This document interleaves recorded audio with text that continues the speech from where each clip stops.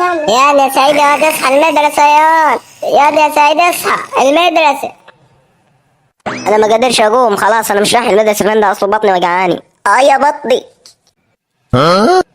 قوم يا بلاش كسل يا، انا كنت في سنك كنت ارمح للمدرسة رمح.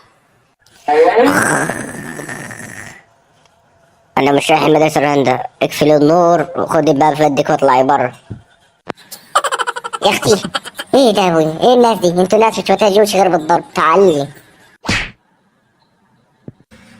برضه كده ما نعرفش ننام. ايه ده مش رايحين مدارس يا حرق ابو المدارس. بقول لك ايه، انا بقومك عشان مصلحتك. ايه احنا يعني هنضربكم ولا ايه؟ احنا عاوزين مصلحتكم، احنا مش عاوزين نصيحة من حد. بقول لك ايه، هتروح المدرسة ولا لا؟ لا مش رايح. بص انا هنادي لك على ابوك ويتصرف معاك. يا سيد سيد، يا سيد سيد.